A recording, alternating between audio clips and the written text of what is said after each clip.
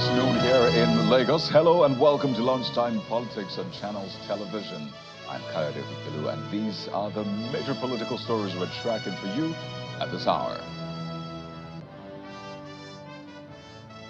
Well, the political atmosphere in Rivers State heats up a notch as the Martin Amewule-led assembly shuts down all expenditure of Governor Siminalayi Fubara until he presents the budget before them.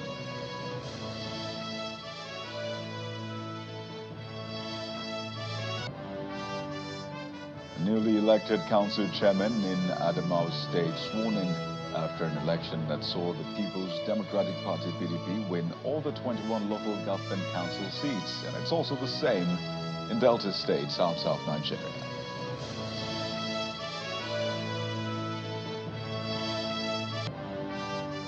And caught to hear all over again the case of two dukes, otherwise called Enigie, who dragged the Oba of Benin to court over their suspension.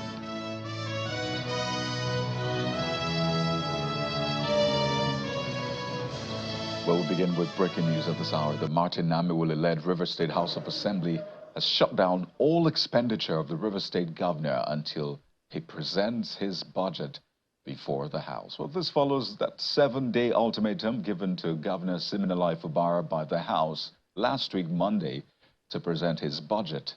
But the leader of the House, Major Jack, raised the motion, informing the House about the expiration of the 7-day ultimatum given to the governor to present the 2024 budget. After the deliberation, the House vowed to shut down the River State Consolidated Revenue account, thus preventing Governor Fubara's administration from spending any money on behalf of the state. Well, the governor last week, in reaction to this, had said he was in fact preparing a 2025 budget, and said that to him, the State Assembly does not exist.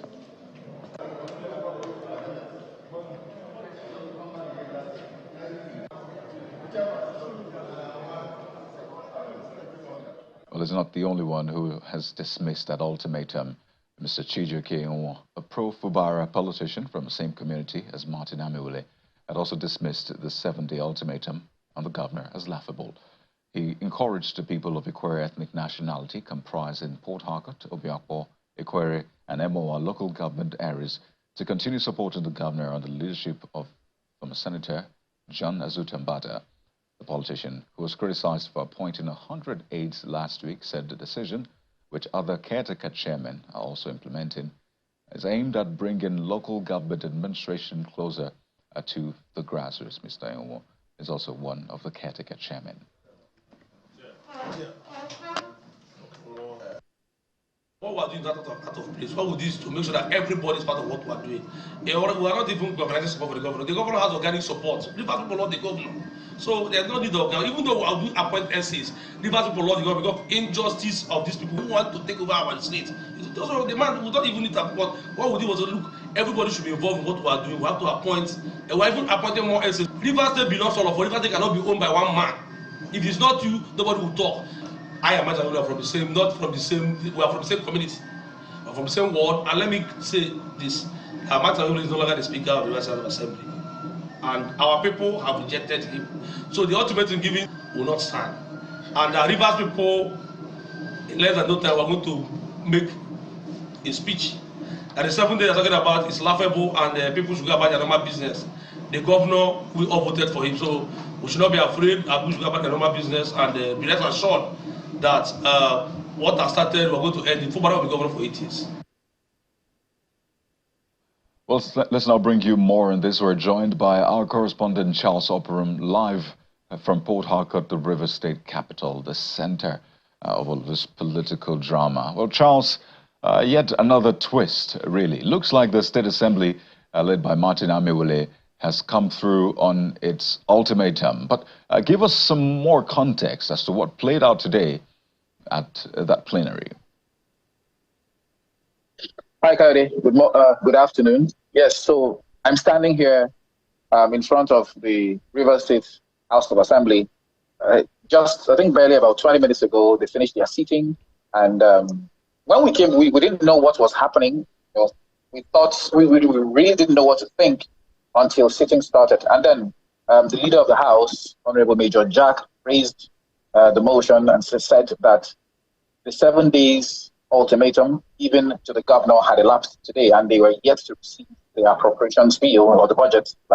As a result, he moved the motion that they shut down all forms of expenditure by the River State government.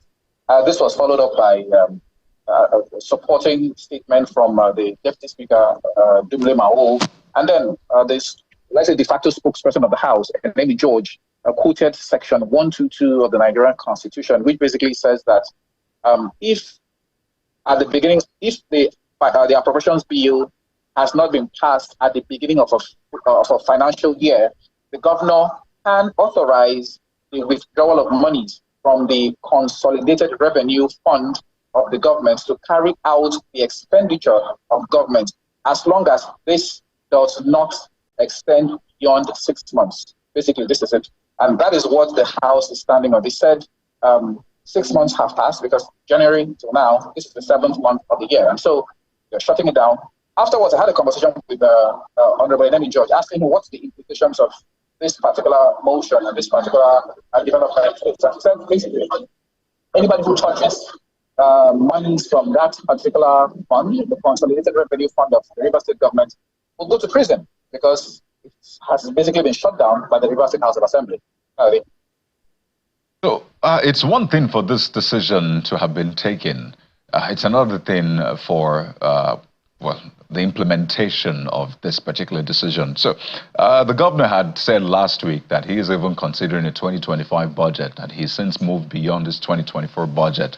And to him, he reiterated that he doesn't see this assembly as existing. But what would be the implication of this in reality? As I said, it's one thing for the State Assembly to move that motion. It's another thing to see the implementation. So what does this mean in terms of monies for projects? Is it money to pay salaries, monies to run the government and for the governor as well?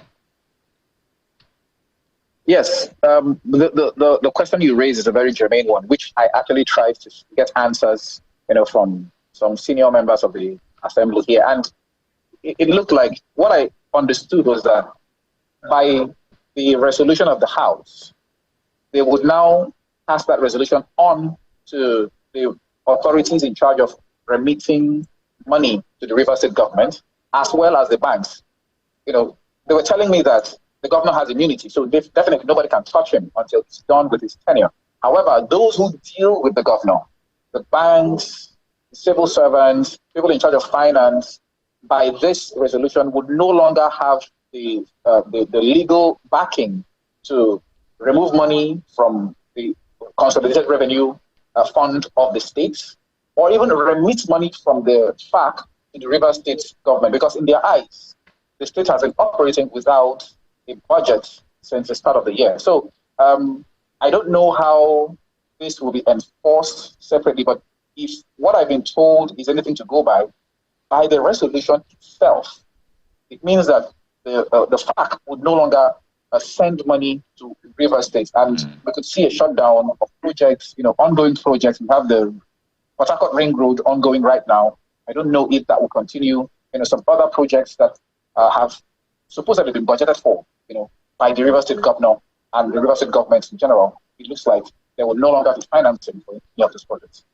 So, the coming days, coming hours, I shall say, will be quite vital. But just on a final note, Charles, speak to us about the atmosphere in Rivers State. All of this political drama. It looks like the Rivers people are not new to this, but this has taken another dimension. It's a Monday. What is the atmosphere like in spite of all of this drama?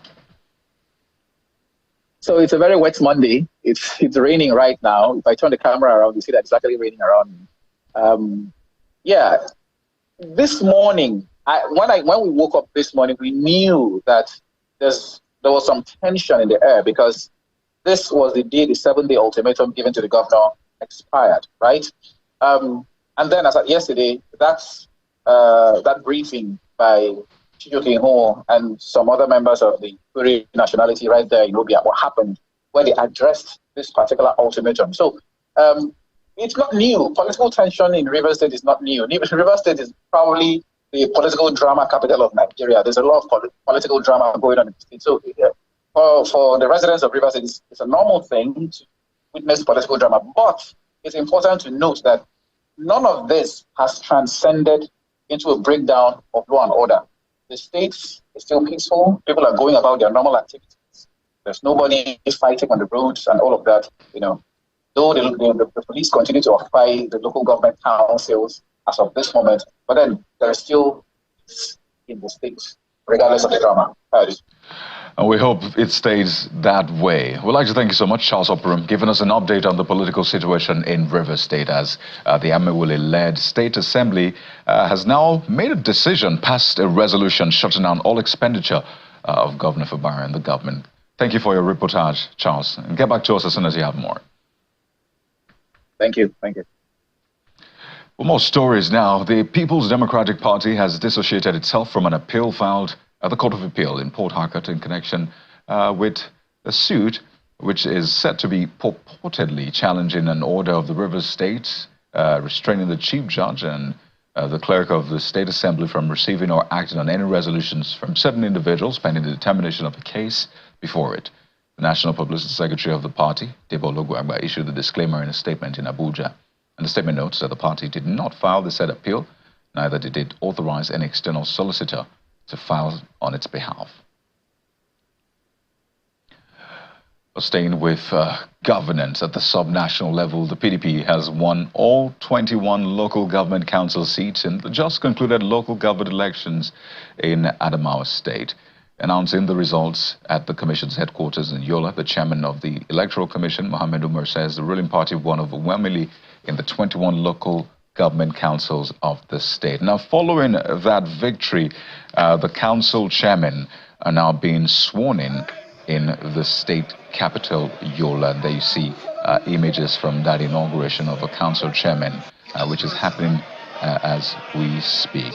A total of 21 of them. We understand that the NNPP was able to take one councillorship seat, while the People's Democratic Party, of course, took all of the chairmanship seats.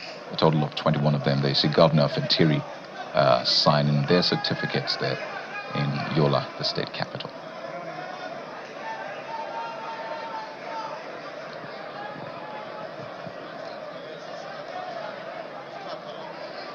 Well, it's the same in Delta State, south of Nigeria, where candidates of the People's Democratic Party, PDP, won all 25 local government council elections.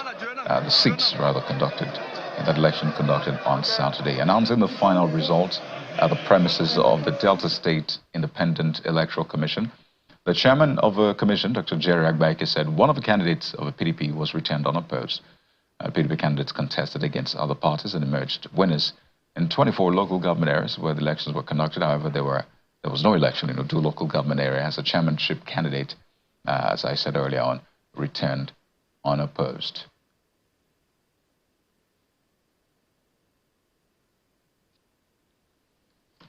Well, let's now turn our attention to an election that has been conducted in Kogi State. Well, those who were aggrieved with the outcome of the election went to the tribunal. The tribunal struck out the case. This was escalated again to the appeal court. And we are speaking now with one of those who have contested that election, the candidate of the Social Democratic Party in the Kogi State election, Mr. Ajaka. And we have joining us on the program the Director of New Media, Muri Campaign Organization Secretary in our Abuja studio. His name, Isaiah Davis Ajele, joins us live. You're welcome to Lunchtime Politics, Mr. Ajele. Good afternoon, Mr. Coyote. Nice to have you. Well, we've seen the reaction of your candidate, Mr. Ajaka, saying, yes, you believe in the courts and you are accepting the decision of the court, but he says that he still strongly believes that some irregularities and manipulations influenced the outcome of the petition.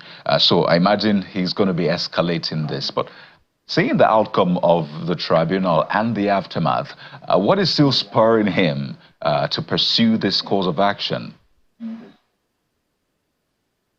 Mr. Coyote, thank you for having me. The unprecedented fraud perpetrated by INEC in Kogi State must, and as a matter of fact, we believe, and he believes strongly, that the Supreme Court are going to give justice to the people of Kogi State. I want to let you know this, that it is all the fault of the INEC. Let me take you back to Osun State, where the Supreme Court judged the case between Ayetola and Adeleke. INEC gave 2 Beavers report to them, and the same thing they did in Kogi State. They gave SDP, the CTC of Beavers report that they gave to SDP is different from that of Ododo, the APC. And in that judgment of the Supreme Court, in their wisdom, that in such a case, Beavers, which is the custodian, which is like the CCTV in your house that recorded the real-time activities, the accredited voters should be brought to court. And that is exactly what our legal team did. For the first time in the history of Nigeria, the Beaver was ventilated in an open court. The accreditation of each polling unit by polling unit was taken by the same judges. It was the same judges who ordered the INEC to bring all the evidence. The order that brought in about the PW1 that came and ventilated the Beavers in court was from the tribunal judges. And it is laughable for the same judges to turn around to say they are no longer interested in their false order. And for an appeal court to uphold such judgment, we strongly believe that the Supreme Court will never let the Nigerian Constitution bastardize and destroy on the altars of technicalities that does not even exist in the first place. All right, Mr. Jele. But there is no technicalities to 1 + 1 is equal to 2. All right. Quite a number of other follow-ups on this one. Just a second. We need to go to a quick break now, but just hold your thoughts. As you were speaking now, we'll come back and resume on that right after this break. We're still talking about the Kogi State election aftermath. The case was taken to tribunal, struck out the appeal, struck out, but Mr. Ajaka says, well, he believes he will get victory at the Supreme Court. Stay with us.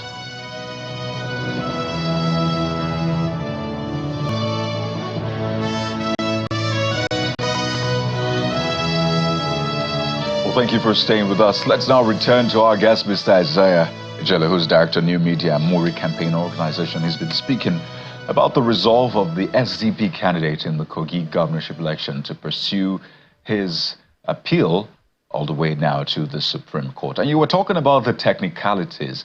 So give us an insight into some of those technicalities and why, again, you think there is a glimmer of hope as to getting victory or semblance of it at the Supreme Court. Kayode, this is very clear. Number one, the number one technicalities is the PW1. PW1 is not a witness of SDP nor Ajaka. PW1 was summoned by the judge themselves. The judges ordered INEC to take the custody of the Beavers that was used in Kogi State. And INEC respected and honored those orders and brought all the Beavers that was used in the polls in the areas that we are contending with.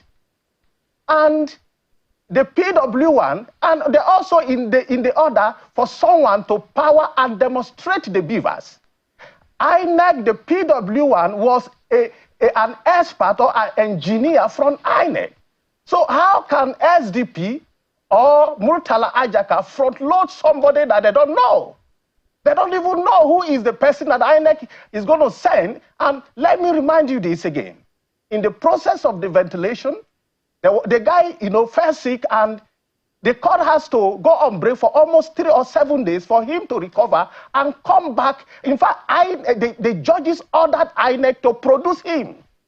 So the same judges cannot go back to say that, in fact, the order they gave is a mistake in the first place. It can never be a mistake because their lawyers appealed the judgment of the tribunal down to Supreme Court, and the judgment of the Supreme Court was in the favor of SDP and Murtala Ajaka that yes, the judges at the tribunal have the right to order to put in custody the beavers. So the beavers, all through the time at the tribunal, were all in the custody of the judges of the court, not SDP. So we don't know PW1. And when PW1 came to court, he was cross-examined. And he said, there are two means of authentication to be able to operate the beavers, which is one, code, two, facial recognition. And he was asked if he is in possession of those procedures, and he said yes. And he went further and demonstrated the same thing. So they say, see, Kayode, this is the plain truth. They don't want to go into the beavers.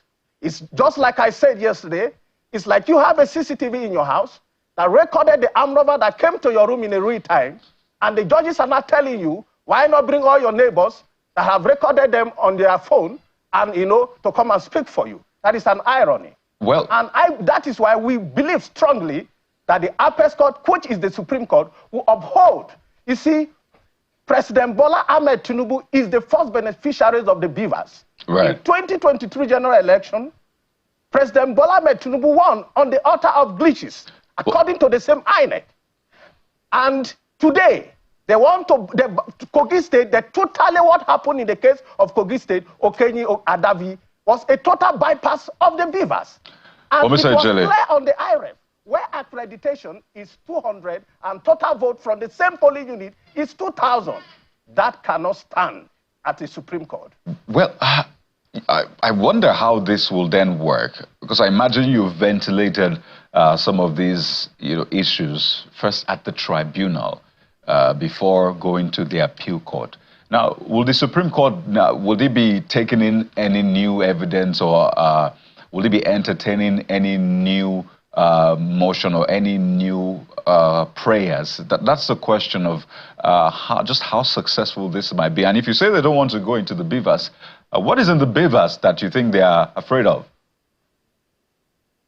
Thank you very much, Kayode. Listen, I'm very grateful for this question, because the same issues has gone to the same Supreme Court. And the judgment was in the favor of Murtala Yakubu Ajaka and the SDP, that the judges has right and they acted according to the provision of the law, according to the provision of Section 137. And in fact, the Supreme Court went further in their wisdom to say it is self-inflicted injury on the side of Ododo and the APC. And today, the same tribunal is now saying, we don't know, it is a mistake that we even invited INEC to bring the beavers in the first place. That is an error. That now, let me tell you this again, they are afraid because the accreditation is just like the CCTV, that it recorded the activities of armed robber in your room real time. The accreditation is 200.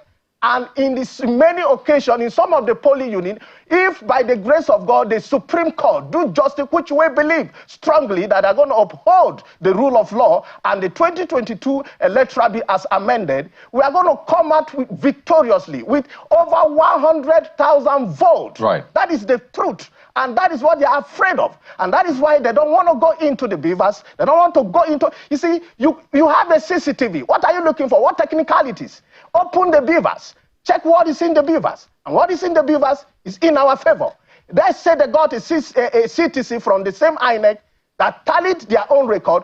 We got our own from the same INEC, and that tallied with the record in the beavers. Well, Mr. Ejele, we have to run now. Not shy away from the beavers. We have to run now, but if you say that you get an extra 100,000 plus votes, that will still be shy of the 446,000 votes that the current Governor Ododo, the APC candidate, got, as opposed to your candidate's 259,000. So what you need at this point is over 200,000 votes to be able to measure up. Am I correct?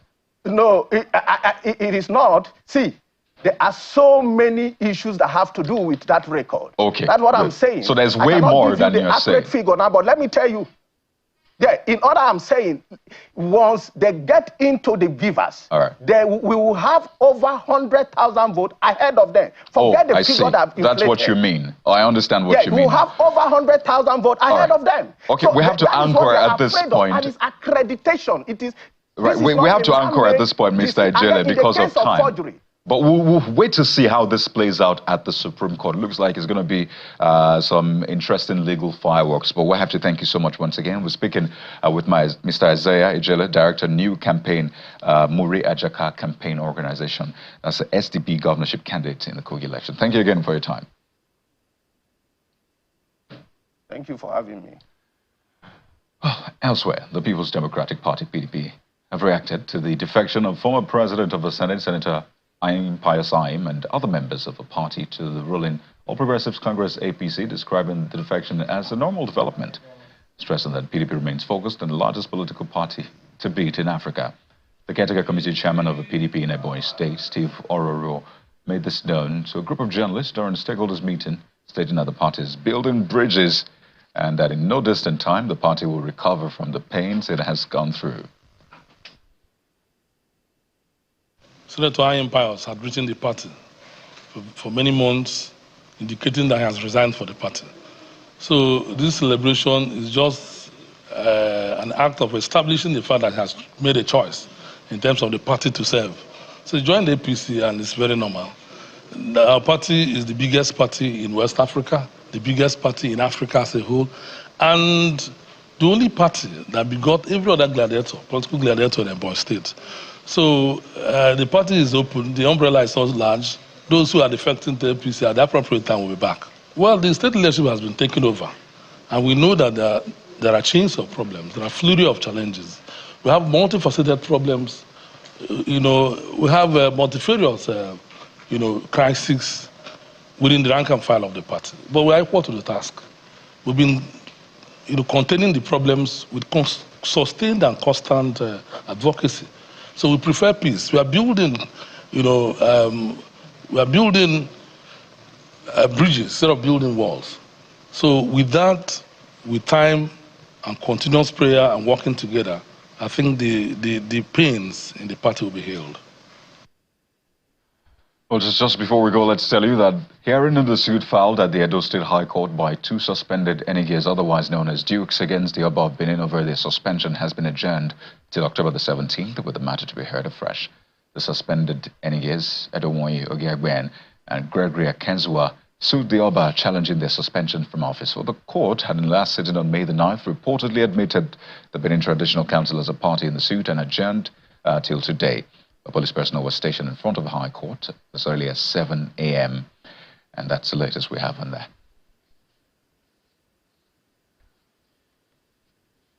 And there you are. You've been served. Thank you for watching. I am Kaido Kikilu. Stay with Channels Television for all the breaking news.